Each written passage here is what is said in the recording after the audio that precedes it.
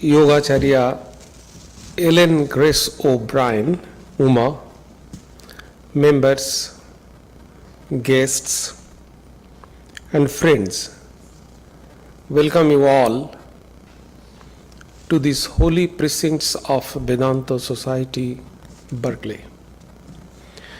We are very happy, especially I myself, that Yogacharya Ellen Grace O'Brian has kindly accepted our invitation and agreed to deliver a very important talk of this time, especially in our Living in Spirit, the lecture series on Dharmic Prosperity, a spiritual revolution of our time. Actually, I have been knowing Yogacharya Uma since 2012, and I am very happy that today she is here. You know, Living in Spirit is an initiative taken by Vedanta Society Berkeley. It is a special lecture series aims at bringing together eminent academicians, scholars, practitioners from diverse fields to explore ways in which all disciplines can find some ways to let people know their divine potentiality and try to help to manifest those potential divinities. We have started this lecture series, this Living in Spirit, in 2016. Many erudite speakers, scholars, practitioners have kindly spoken here, shared their thoughts and experiences in this lecture series. We will have another special talk in April 16th. April 6th, Saturday. This evening, we are happy to hear Yogacharya Ellen Grace O'Brian, Uma. She is the meditation teacher, poet, writer, spiritual director of the Center of Spiritual Enlightenment, a Kriya Yoga meditation center with headquarters in San Jose. She has several community service awards, including prestigious Mahatma Gandhi Award for the promotion of religious pluralism. She has been ordained to teach in 1982 by Roy Eugenie Davis, a direct disciple of Paramahansa Yogananda. Yogacharya Ellen Grace O'Brian, Uma, is also the founder of Carry the Vision, a community non-violence education project. She is very prominent personality in interfaith groups and was the vice chair of the Parliament of World Religions. She is the founder and president of Meru Institute, providing healthy lifestyle, education, Ayurveda, etc.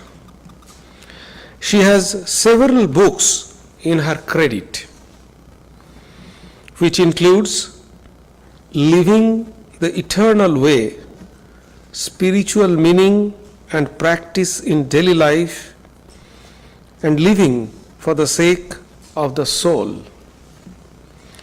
She composed an award-winning 3 volumes poetry book, The Moon Reminded Me. She is the editor of Enlightenment Journal and host of Yoga Hour, a weekly podcast with listeners of over 130 countries.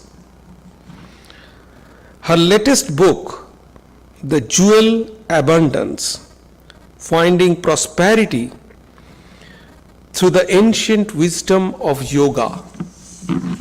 The Jewel of Abundance, Finding Prosperity Through the Ancient Wisdom of Yoga.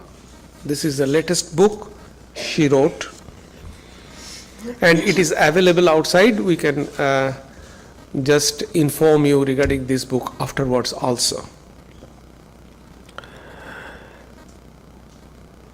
We personally, especially me, extremely happy to have her amongst us and eager to hear from her. Again, I convey my heartiest welcome to her and request to start.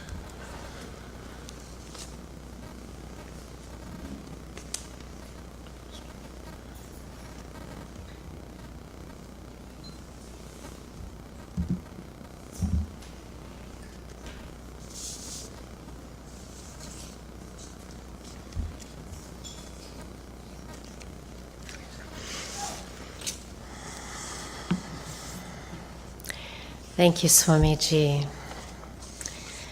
As I was sitting, when I came onto the grounds and then sitting here in this beautiful temple, I really thought it should be so nice simply to meditate because the spiritual atmosphere here is so beautiful and so profound. So I am pleased and I'm deeply honored to be here, and it is a joy to be sharing with you tonight. I'd like to begin with just a moment of prayer.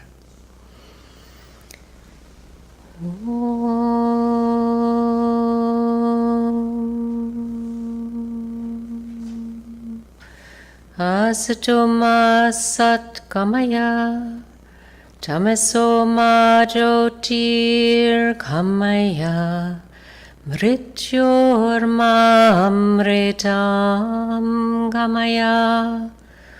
Om Shanti Shanti Shanti.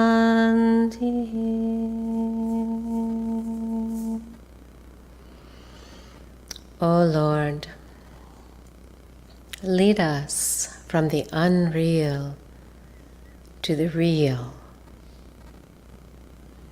Lead us from the darkness of ignorance to the light of truth.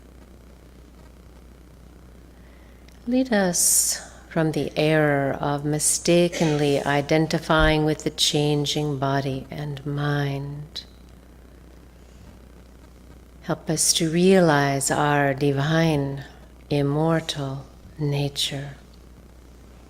Om, peace, peace, peace. And for a moment, let us simply open our hearts and our minds to the infinite. One life, one power, one presence, appearing as all that is. The life of our life, the breath of our breath.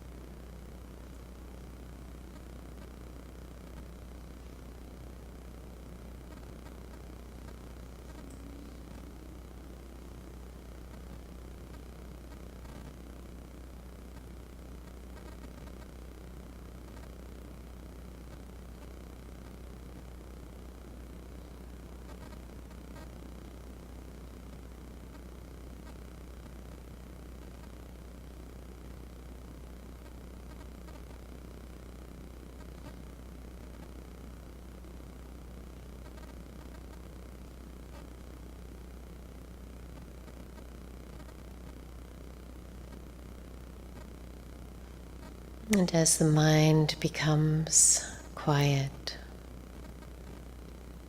thoughts begin to settle and the breath becomes slow and even.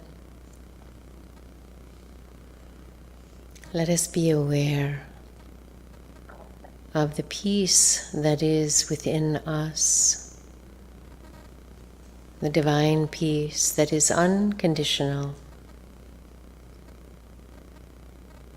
that is untouched by any circumstance.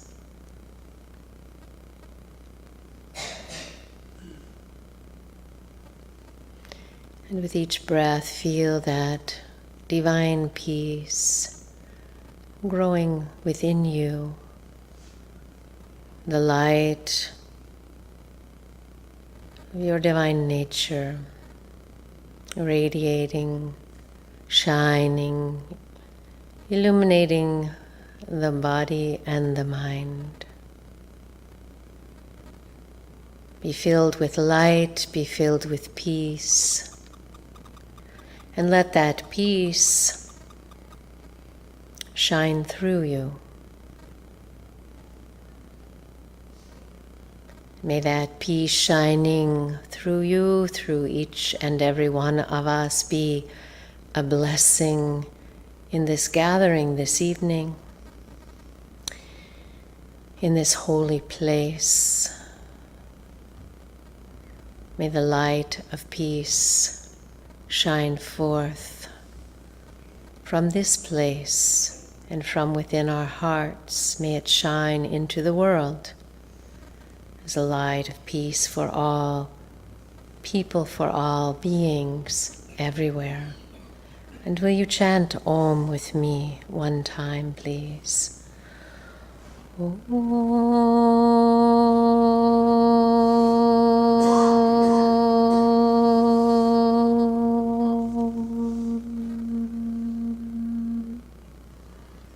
Shanti, Shanti, Shanti. Peace, peace, peace.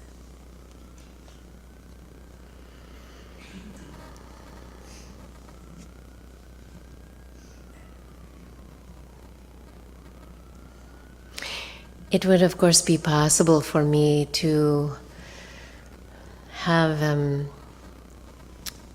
whole program to talk about Swami Vivekananda Ji, Sri Ramakrishna Paramahans, and how they were and continue to be jewels of abundance in our life and in our world.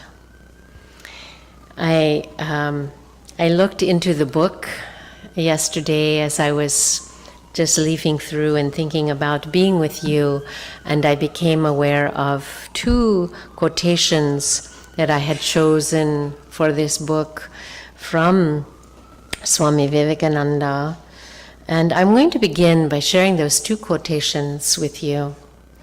And it turns out, through divine grace, that really these two quotations sum up the trajectory of this book. And isn't that a marvelous thing? So, the first one, a quote from Swami Vivekananda. He says, meditate. The greatest thing is meditation. It is the nearest approach to the spiritual life, the mind meditating. It is the one moment in our daily life that we are not at all material. The soul thinking of itself, free from all matter, this marvelous touch of the soul. So that is the first one I offer you. And the second, from Swami Vivekananda also, he had written, "No great idea can have a place in the heart unless one steps out of his little corner." So we have this necessity for us to connect with the truth of our being within, to know the truth, and to step out into the world with that truth and be of service, to step out of our little corner. So this jewel of abundance is really focused on those two pieces of our spiritual life. I want to share with you why I wrote this book at this time, what it has to do with Dharmic prosperity. First, I want to tell you just a little bit about my own journey, because it has to do with that first quote of stepping in, meditating, learning about the truth of our being. So many people have asked me, how did you get started on this path? And in the beginning, I thought that my story, story of my spiritual journey was, my story, that it was quite unique. But of course, I found out very quickly that it was not unique at all, that it was the universal story of spiritual awakening. So the way my story went was that as a young adult, I was not raised in a religious or a spiritual family. Now, that has its advantages and its disadvantages. So the advantage was I did not have to overcome any incorrect teaching. The disadvantage was that I somehow felt that I was not, that the spiritual yearning that I had as a child was not properly supported in the family, because they didn't know how to support it. But still, it was there. And so they did the best that they could with me. Even as a young child, when the family would come to a meal, I would insist that everyone would pray, and they would just go along, because whoever this child was, they recognized something in their midst that they just did their best to nurture. So what happened was that later in my life as a young adult, I had gone through the steps that, I was guided by culture that would bring happiness. I was married, I had a good husband, I had beautiful children, I had a house in the country, I had work that I enjoyed, but still I was not happy. And it was mysterious, because there was nothing wrong, and I had gone through achieving these things that were supposed to bring happiness according to the cultural model. But I felt in my heart that something was missing, and I didn't know what was missing. And I was looking for something else. Now, later I would discover that Paramahansa Yogananda said, we are all looking for something else, and that something else is God.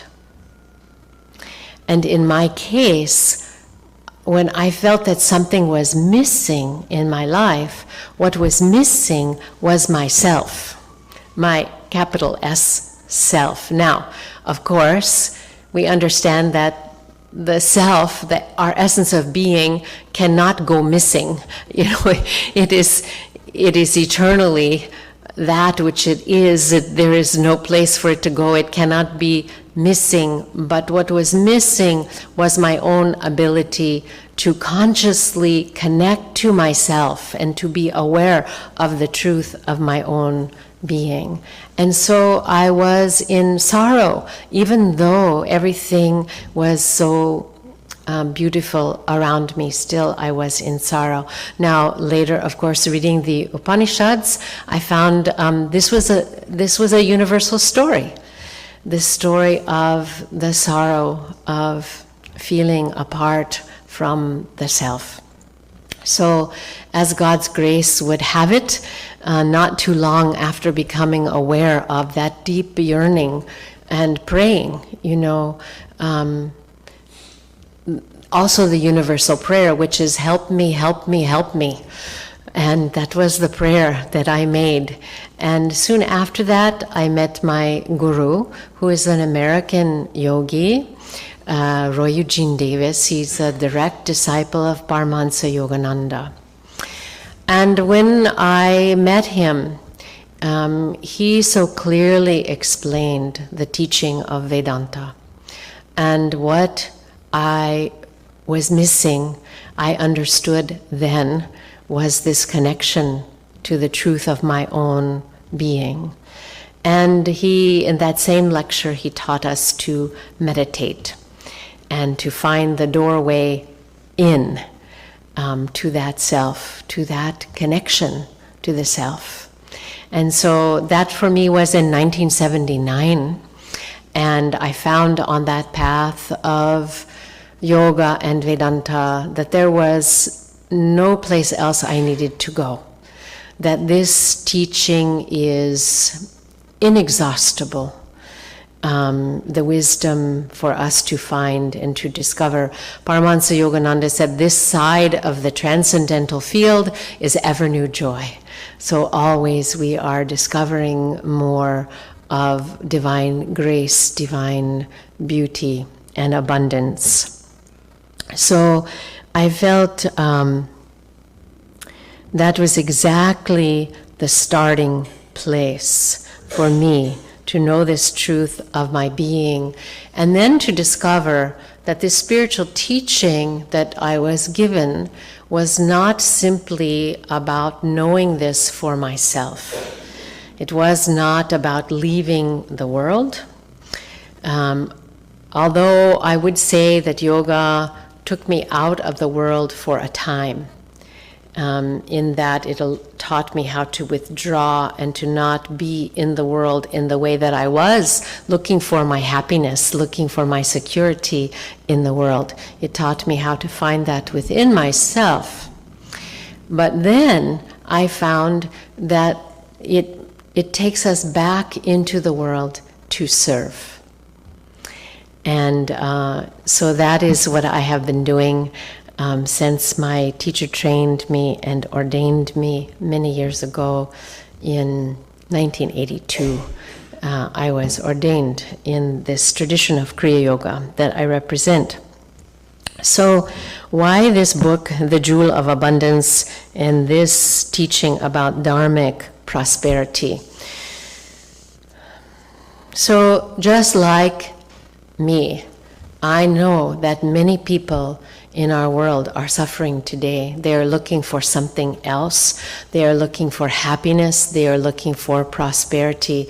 And they're trying to find it like the hamster in the cage, going around and around in this material world, trying to have more and more, trying to find security, trying to find happiness. So I knew from my own journey that the only way to find that is to discover the truth of our own being, to discover our own infinite wholeness, our own divine nature, and then from that place of wholeness be able to serve and then to experience happiness and joy in the world, not trying to get it, but being able to give it. So it came naturally for me to write this book because it has been the testimony of my own journey of my life, turning around from trying to get something to being able to give something.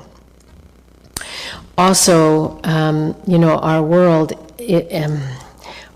itself is out of balance. Our nation is surely out of balance at this time, and people don't know how to find peace. They don't know how to find balance. They are struggling so much with this work stress.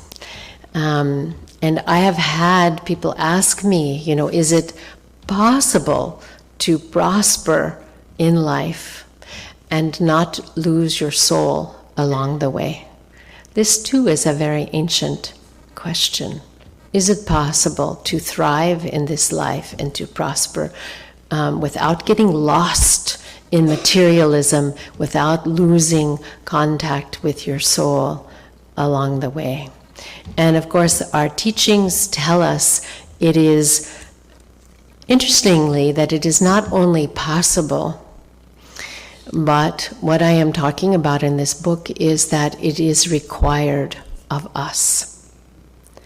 It is required of us to thrive, because we are all here with divine potential and divine purpose, and we are here to fulfill that potential and that purpose. And learning how to thrive is a part of that. So I'd like to just read to you a little bit from the book about that. This is from the introduction. Thrive for the sake of your soul. We are born to thrive. If we look, we can see this. Everything in nature, including us, is geared toward the growth and fulfillment of its purpose. The sapling, red, delicious apple tree in the garden stretches toward the sun. And given the right conditions, it blossoms and bears sweet fruit.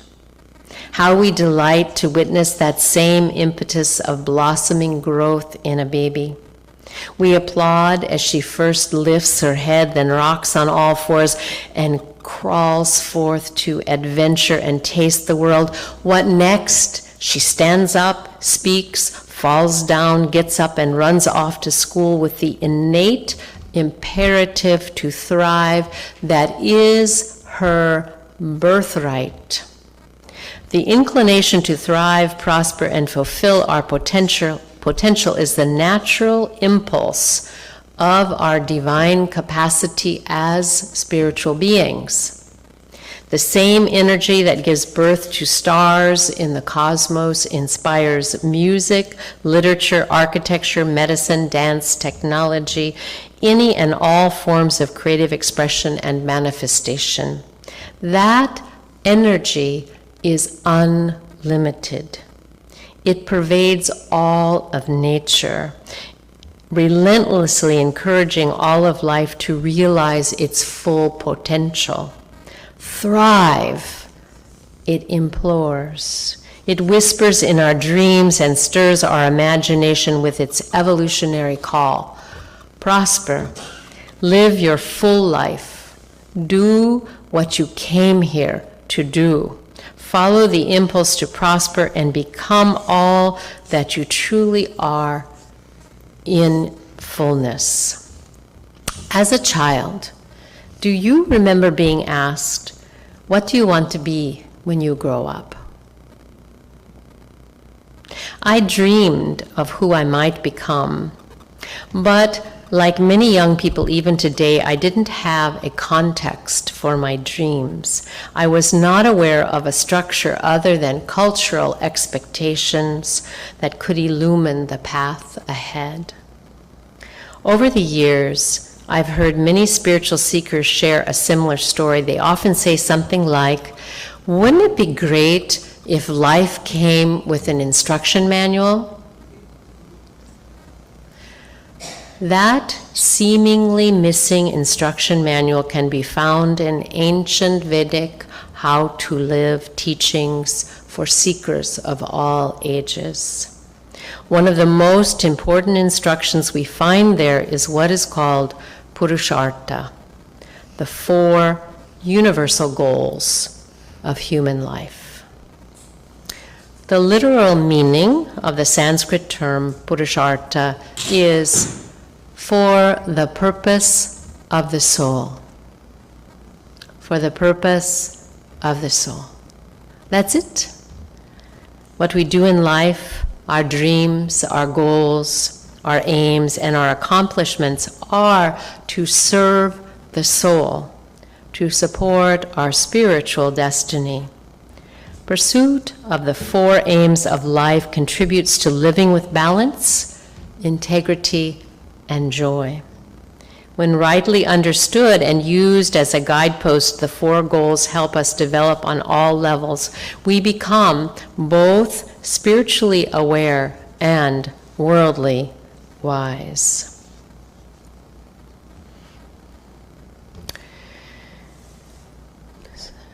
When we look at the Purusharthas, these 4 goals for spiritually conscious living, for fulfilled living, we really have the formula that we need to shine a light on today. So I just want to speak briefly about those 4 goals. And many of you, I'm sure, are familiar with them already, but I will walk through them. So the first goal is Dharma. And Dharma, of course, is a very deep and profound and complex term with many nuances of meaning. The way of righteousness having to do with the cosmic order. So we think of a life, a dharmic life, as being a life that is in harmony with the infinite.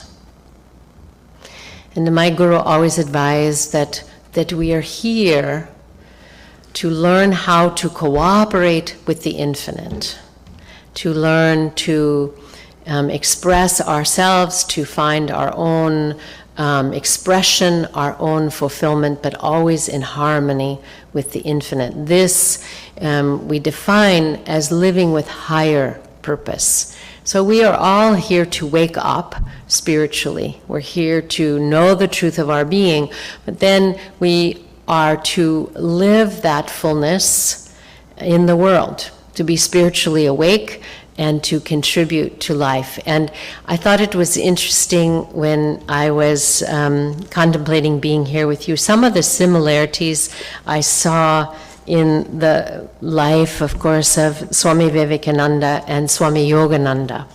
And one of them has to do with this being in the world.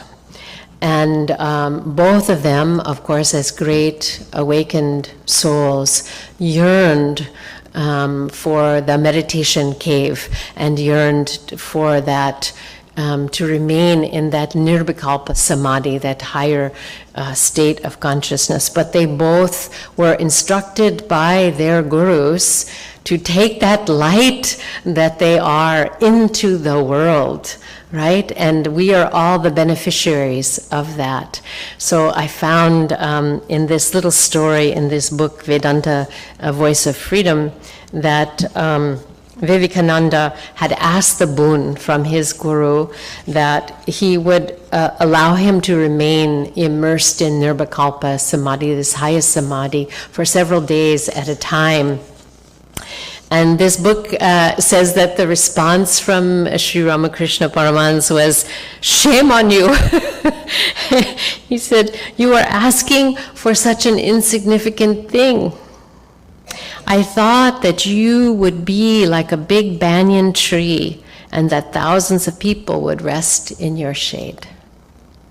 But now I see that you are seeking your own liberation." So this is the way, of course, that his guru guided him to fulfill his potential and to bring these teachings to the world that we all benefit from.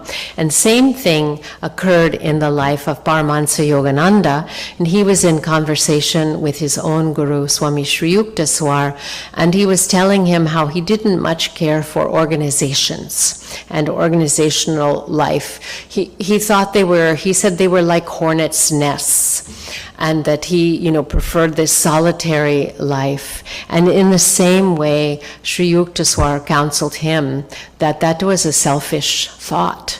He said, if it wasn't for organizations, you would not have found this path. And of course, there's also the famous story that when he had his nirvikalpa samadhi, that his Guruji then gave him a broom and told him to go sweep the porch. So we are all here to awaken, but then we are to bring that light of truth, that way of living dharmically into the world. And not only to serve the world, but also as we fulfill our own potential as we fulfill our swadharma, individually what we are here to do, then it helps us to further awaken and to grow. We learn as we are involved in our family life and in the world and in our service in organizations. So the first goal is dharma, to live a life of higher purpose, to wake up, to do what we are individually here to do, our swadharma, to fulfill our divine potential, to give the gifts that are within us to the world, to serve the well-being of all. The second goal, which this book is about, is perhaps a surprising one to many people, because when we look at these four purusharthas, these four principal aims of a spiritually conscious life, then we find the second is artha, or wealth. And I have found in teaching that spiritual seekers are puzzled by that. And how does dharma and artha work together? And we find in many of the spiritual scriptures a warning against wealth, right? Against desire. But in this system that we have been given through the Vedic teachings, artha, our wealth, is understood in its right role. It is understood in service of dharma. So in our world today, it is out of sync, it is out of place. And so we have wealth that is pursued for its own sake, which is not correct as a goal according to these teachings. These four purusharthas work together for dharmic life. So wealth is to serve dharma. Now, when we are here to contribute to the well-being of all, we all need to learn how to bring forth the resources that are needed to accomplish those higher purposes. And artha is, that's what it is. It is our learning about how to bring forth resources that will serve living with higher purpose. And so I want to talk a little bit more about that, but first let me just articulate the other two goals. Third might be also equally surprising, which is kama, or pleasure. And so again, sometimes people have a dissonance with that and the spiritual life. You know, how does that work on the path of enlightenment? But it makes very good sense, but it simply takes a study on our part to really learn about the source of happiness, the bliss of the soul, and to be able to distinguish between pleasure that comes from senses, pleasure that comes from acquiring, pleasure that comes from accomplishment, pleasure even that comes from service, versus the bliss of the soul. These are all important in our life. And as students of Vedanta, we have to learn how to distinguish which is which, so that we don't lose our way. We don't lose contact with the soul's bliss along the way. So enjoying life, of course, is important. To be able to share our bliss, to be able to share our happiness with others, and to live a spiritually fulfilling life. It makes perfect sense when we really look at it, we really study it. And of course, the final goal of the four is moksha, or liberation of consciousness, enlightenment. And the interesting thing, of course, is that these goals are put forth for all people. They're universal aims, four universal aims of life. So I also find that people, may think of dharma. Yes, I can understand I am to live a dharmic life. Yes, I understand I need to learn how to gather resources in the right way, in a dharmic way, how to support the well-being of all. I understand that I'm here to access the soul's joy and to live in joy and to share that joy. But then people will say, enlightenment, I don't know. maybe another lifetime, or maybe for others who are more suited. But these are universal life goals, and so they are for all of us. And of course, our great teachers have told us that truth, that enlightenment is the goal for all of us, not some other time, because now is the time that we have. So this goal is the great light that shines on our path. The great trajectory of our life needs to be pointed in that direction. So this is why we need to be very skillful about wealth and pleasure, so that we do not create forms of bondage for ourselves, but that we are always moving in this direction of liberation of consciousness. So I have just a little bit of time, and I will tell you about the jewel of abundance. What is that jewel? Well, of course, you are. You are the jewel of abundance, the truth of your being, that you are whole, that you are pure, that at the core of your being you are enlightened. You are enlightened, you are perfect, pure consciousness. This is the jewel of perfection, the jewel of abundance. And then we find also, of course, that this jewel of abundance, and the title for the book, comes from Patanjali's Yoga Sutra, and in particular from the 8 limbs of yoga in the 2nd chapter of his sutras, where he is speaking about the yamas, or the restraints for dharmic living, for spiritually awake, ethical living. And the 3rd restraint that he mentions, asteya, or non-stealing. And in this little aphorism, Patanjali says, one who is established in non-stealing experiences the jewel of abundance. In other ways it has been translated, for that yogi, or for that one who is established in non-stealing, all jewels come to them. This is a beautiful verse for us to contemplate. Well, one, what is it to be established in non-stealing? And 2, what are these jewels that come? Are these jewels that fall out of the sky and fall into our laps? Well, of course not. Although he doesn't say that doesn't happen, but I think we can understand metaphorically more about what it means. So one of the things I want to say about this science of yoga, we could call it also practical Vedanta, is that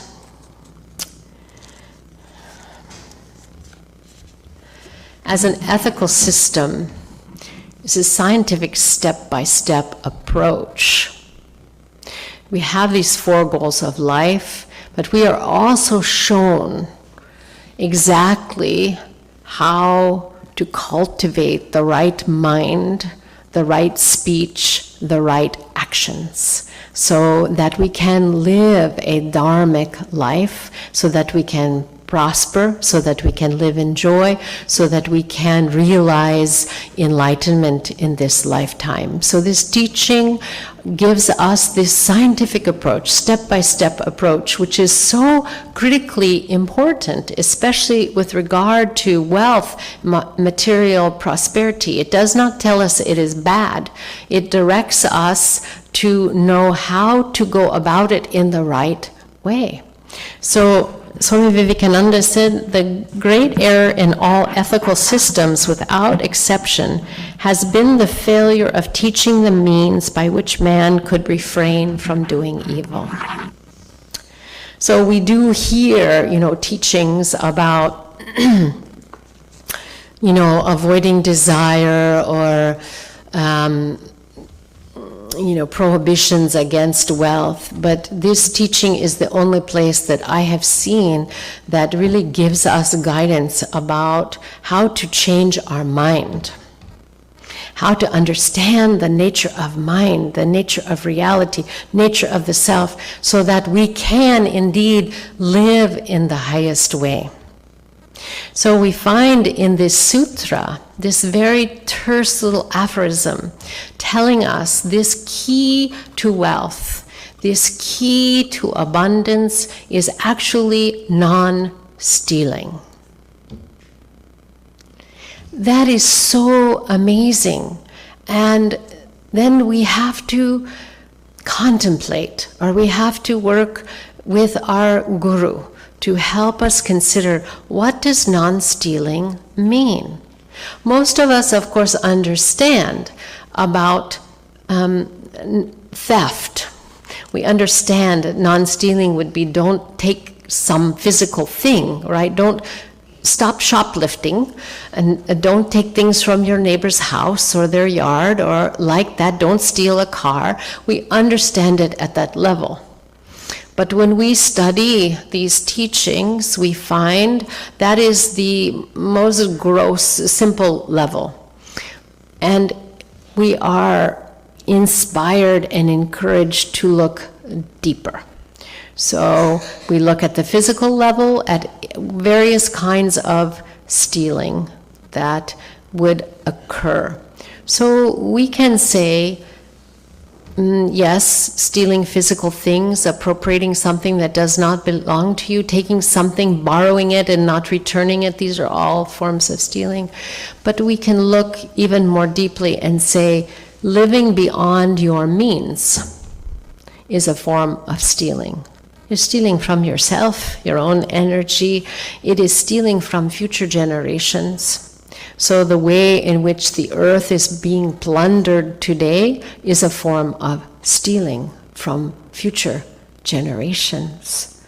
So this is such a profound teaching for us at this time, to understand that we cannot have this true wealth that is health, that is spiritual awareness, if we do not understand this nature of stealing. So we look at it at the physical level, and then we look at the mental level. And so we are to remove from our consciousness thoughts of envy or jealousy that have us wanting something, desiring something that is not ours. So even to clear the mind of desire, of envy, is a practice of non-stealing. So we have the physical level, the mental level, and even we have this practice ultimately at the spiritual level. So what would it be at the spiritual level? At the spiritual level, it would be letting go of the idea that we are the owners of action, that we are the doer of action.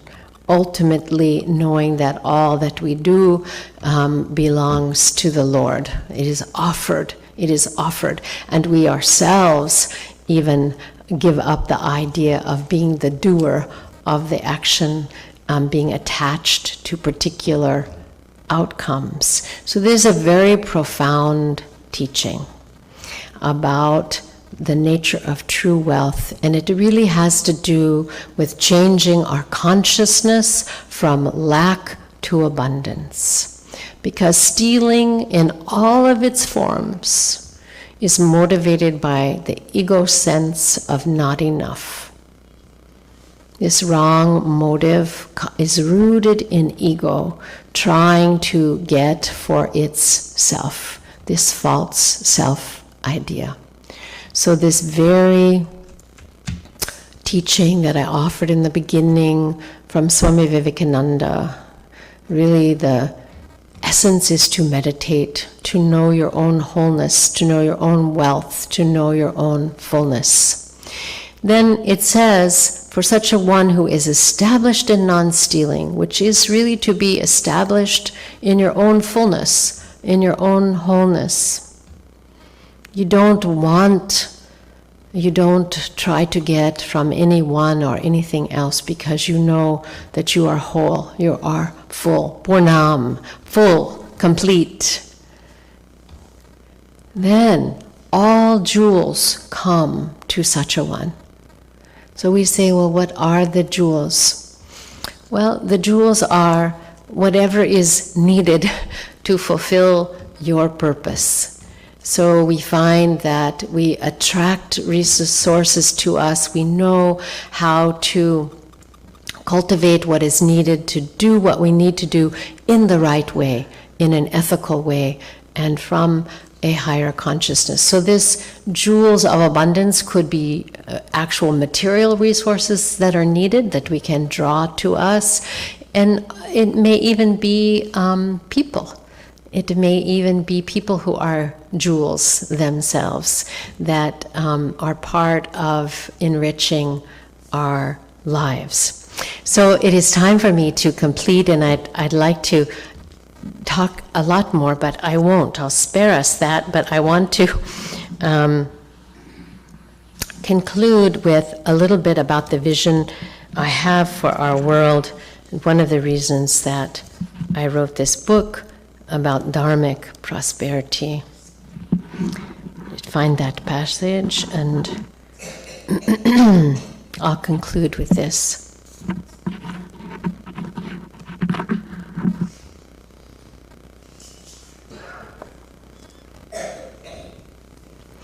We live in an awakening world, in a time of individual and global awakening to the great truth that life is one, and that one life is God.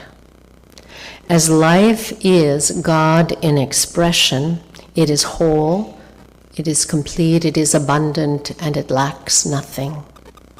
Awakening to this wholeness brings the experience of radical prosperity or sufficiency, and with it a new way of living. There is enough for all in God's economy. It is time for us to shed the idea that one person's good is another's loss, and to rise to the truth that all can and must prosper. It is a time to free ourselves and our world, our children and our grandchildren, from the specter of scarcity. Many times students have asked me, if there is no lack in God, why do we see it in our world? We see it because we have collectively believed in it. We have structured our lives and our world by that belief. The lack that we perceive in our world is not a problem with the source. It's a spiritual development problem. Humanity is right now like a toddler with a power tool or a computer. The power is there, the potential is there, but we don't yet fully understand it and know how to put it to good use. We are awakening to our potential to create a prospering world that works for everyone, evolving from an egocentric model of life to a spiritually based one. As long as we remain in the egocentric system and are unaware of wholeness, there will be lack, fear, and scarcity arising from the collective consciousness.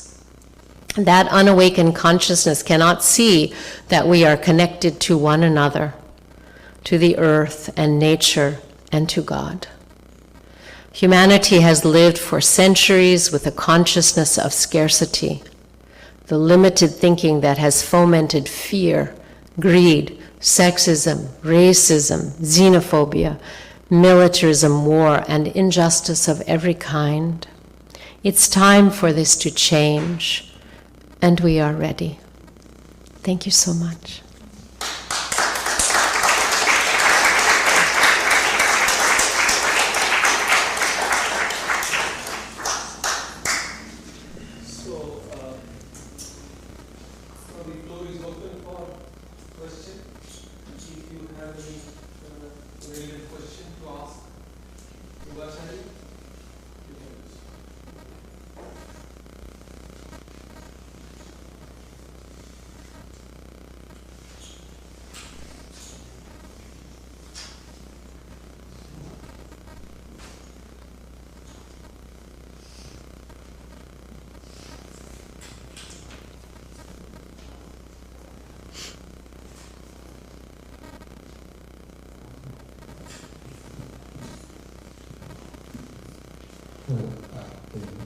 Thank you very much for the talk. It was excellent.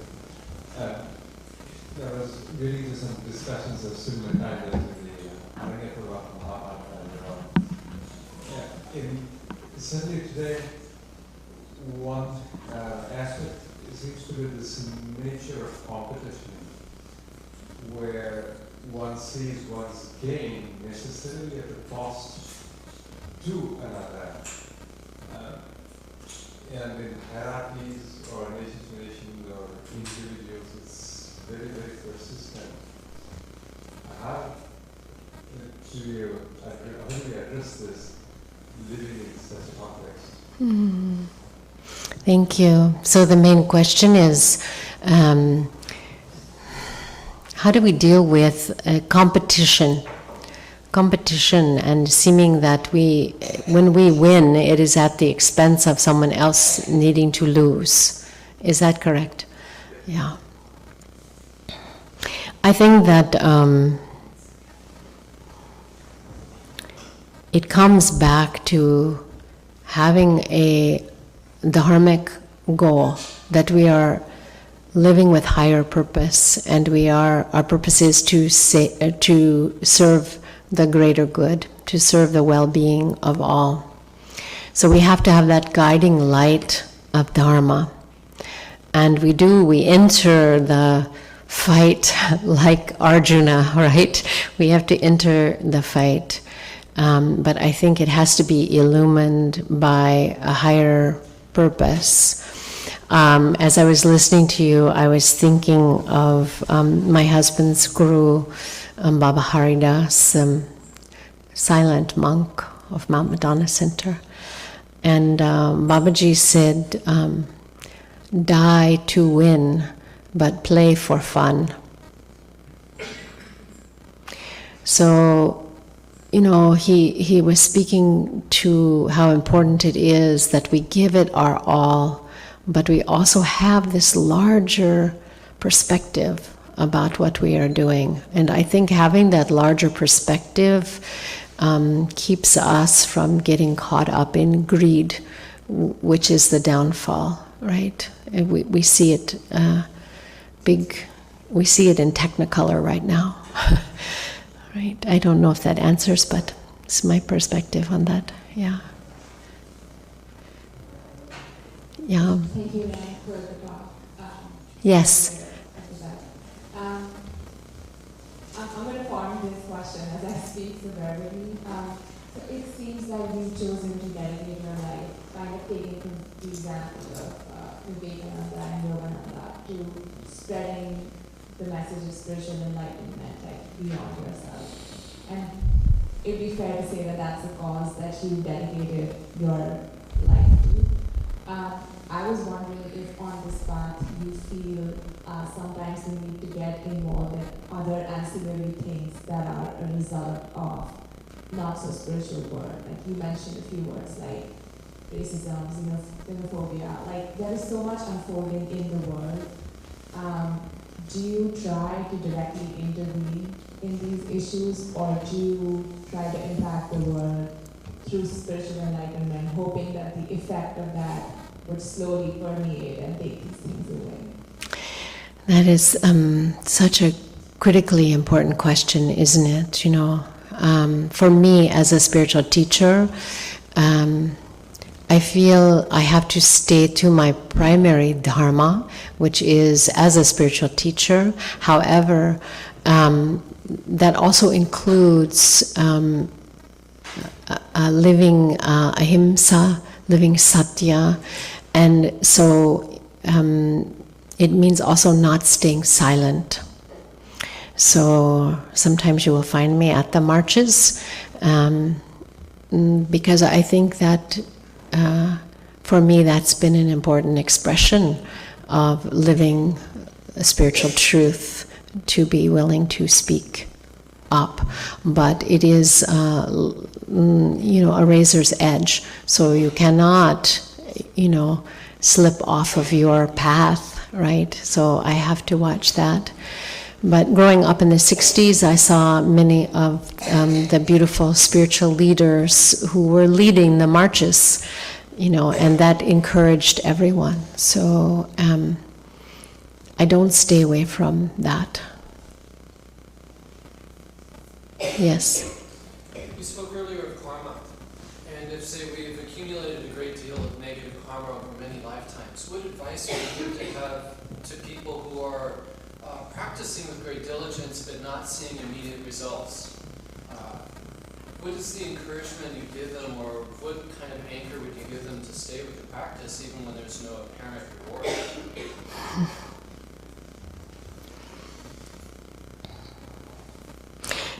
I think we're very fortunate in that the teachings that we study, whether it's Patanjali's Yoga Sutra or Bhagavad Gita, for us, those are the primary texts that we study.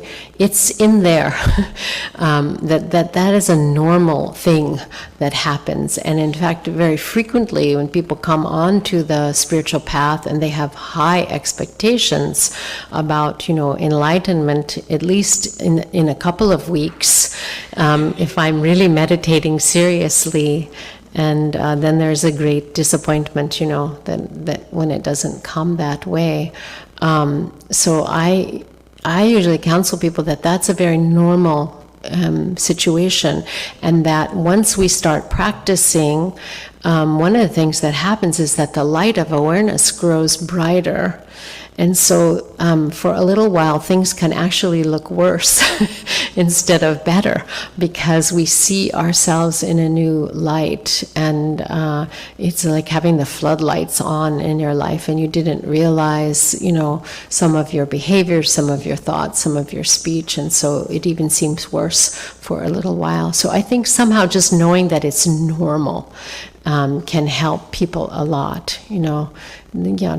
don't worry, just keep on, the saying in our tradition is keep on keeping on. Yes, thank you.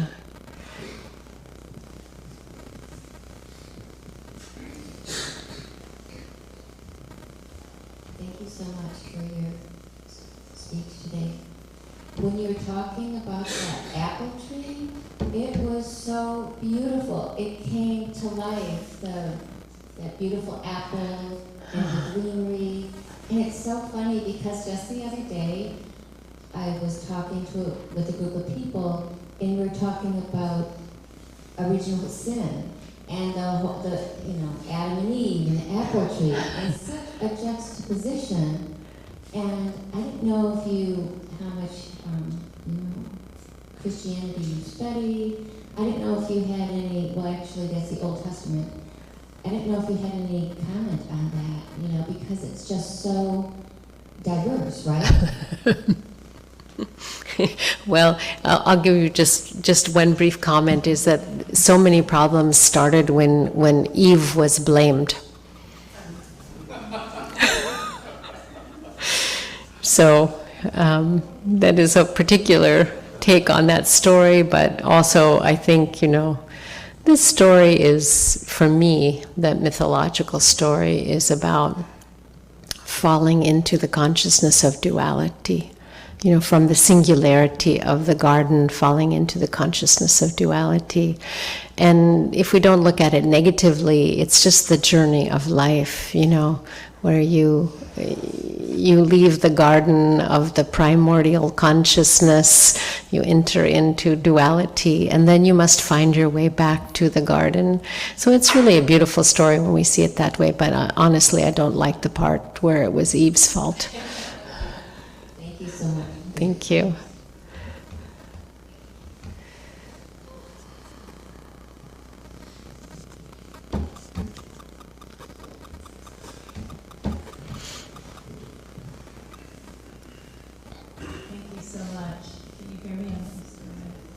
Thank you for your talk. I wanted to ask you, I noticed several of your projects have to do with education, which is something I'm involved in as well. But I'm wondering what you feel are some of the most important aspects of teaching for the next generation. It seems like in relation to the question asked previously, in a way it's a form of activism in itself to impart some of these broader views to children, and I'm wondering if you could say something about that.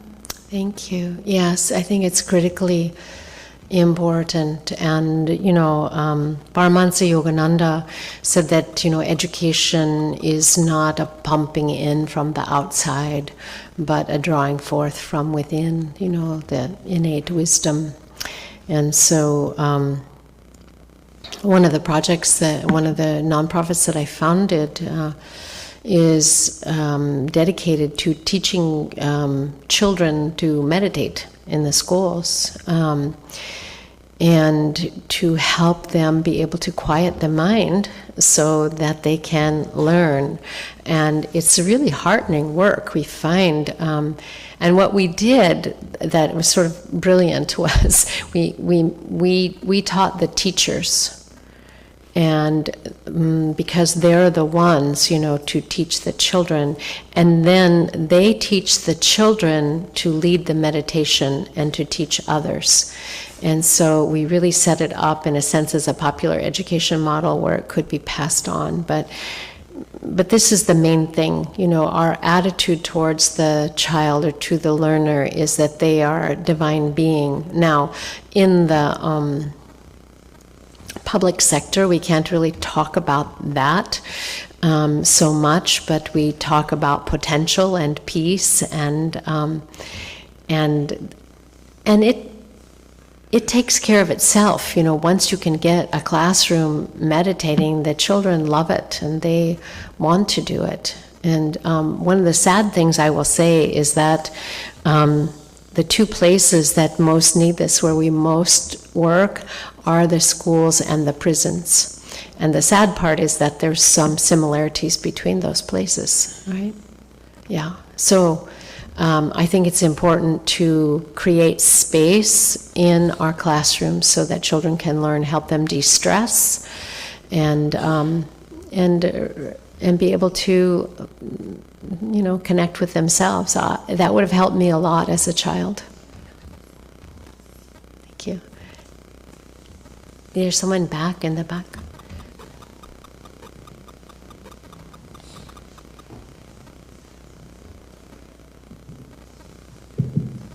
Thank you so much for your talk. Thank you. In filmmaking, there is something called inner eye. And what I have been personally struggling with a long time to get a sense of that inner eye. So to get to that sense, I try to get into, she's talked about peripheral activities, right? And things like that. Is it the right way to get a sense of inner eye, to understand who I am? So if I'm understanding your question, you're asking, is there a right pathway to understand the self, who I am, to that question? Yes. Well, the great souls in the Vedic tradition, have given us many pathways for that realization, because people are different. So we have different ways of that self-discovery. A person who is emotionally oriented, the path of bhakti could be the path for them. The intellectual person, perhaps the path of jnana yoga, of self-inquiry. So the main thing that I believe is that we can learn that the discovery of what we are as divine beings is beyond something that we can conceive of with the mind. So whatever pathway we take needs to ultimately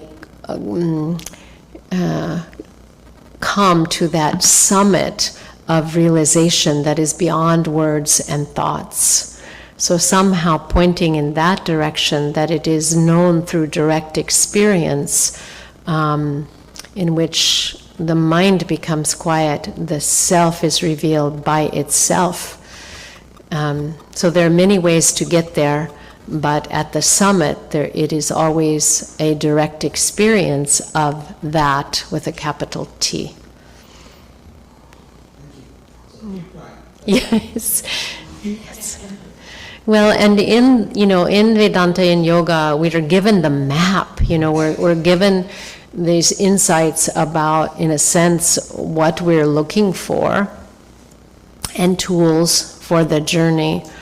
But ultimately, we cannot find what we are looking for with the mind, because the mind is limited in its scope, and it compares one thing to another. That's the nature of the mind. That's how we understand something, by comparison. But when we are talking about infinite, omnipresent, divine reality, we cannot get outside of it to compare it to anything. We are it. We are that. We cannot get outside to look and compare. So ultimately, it comes only through direct experience.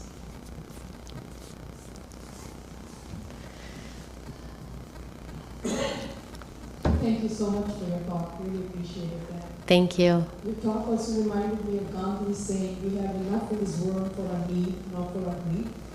And I particularly appreciated you reminding us about the Patanjali's non-stealing as the core message. So I'm just curious what you thought about the dominant culture, however, is more about get everything for free. You don't pay for anything, you get someone else to pay for things. I see like that's the predominant culture around here, where everything is happening at someone else's expense more than what we ourselves feel. So this is such a core value, and it sounds so simple too, Mm-hmm. and it's so profound. Right. How is it we lost that, and what is promoting this almost antithetical message in society that you shouldn't be paying anything for yourself? Everything is about get someone else to pay for things, get something for free. So do you have any insight as to how that's become so dominant? I was just thinking about that myself the other day, and it's sort of like an entitlement culture, right? That the world owes us, and it's completely backwards. We, in a sense, we owe. We are here to serve and to give. How that got turned around, it seems very complex to me in the general culture, but the root of it, is a misunderstanding about who we are and how the way that we live, the thoughts that we think, all comes back to us. And there is no possible way to prosper and to steal, and that would be a form of stealing. There's no possible way to prosper and steal at the same time. Now, it looks like it could be possible because we have many examples in our culture we could point to today that looks like they're very wealthy and they're prospering. But are they truly happy? I don't think so. And will the karma come back around? You bet.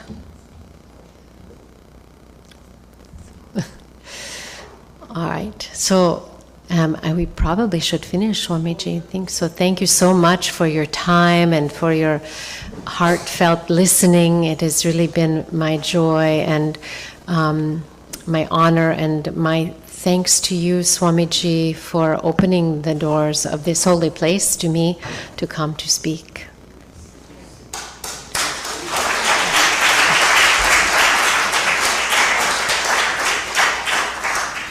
Thank you. Thank you, Yogacharya, Uma. Thank you very much. It is our privilege, and it is we are happy that you are here and you have kindly accepted our invitation to speak on this very, very difficult subject. In the modern time, it is a very, very difficult subject to manage, to turn it. The volume of question and the intensity, the power of those questions. I was just sitting there and I was listening. The power of question, this is a very normal question, and day-to-day life, the question was from day-to-day life, the experience.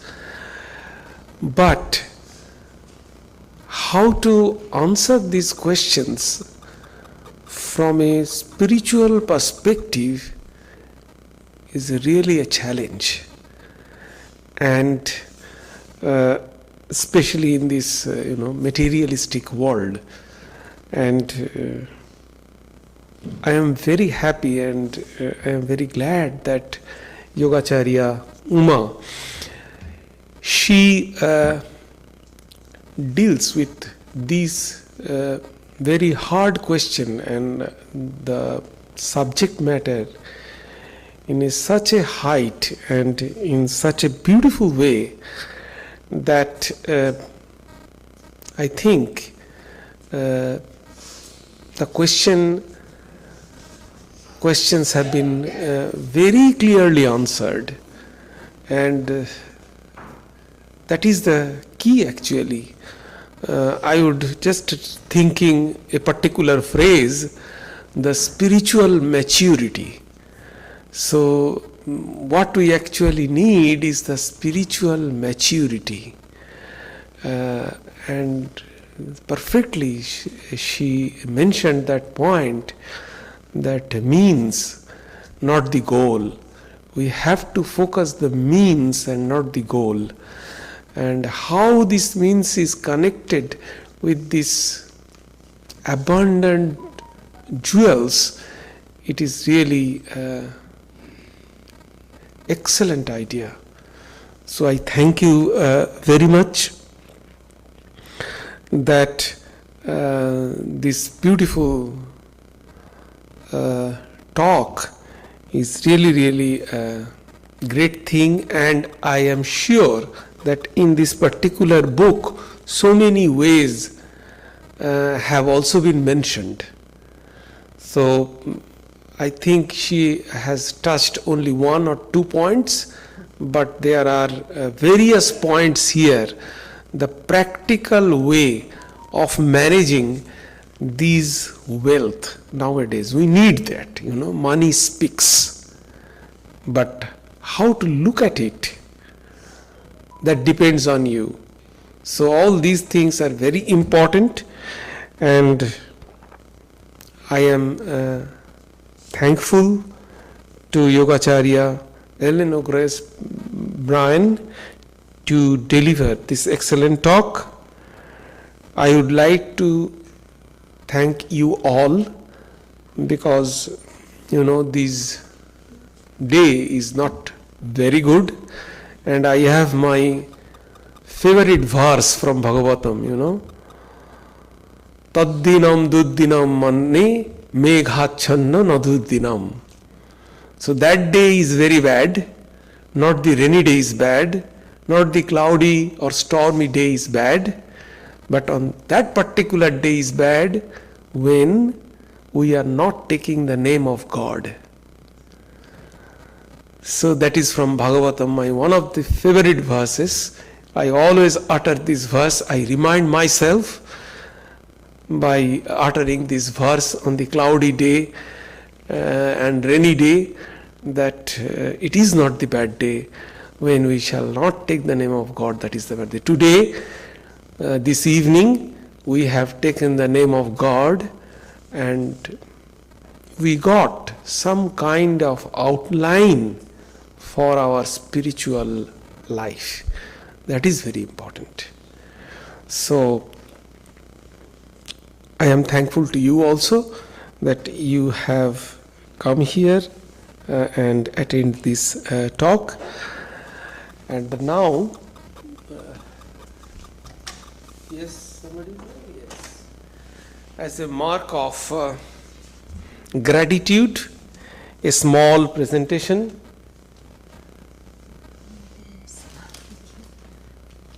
As a token of respect. I like the color. Oh, okay, yes. Thank you.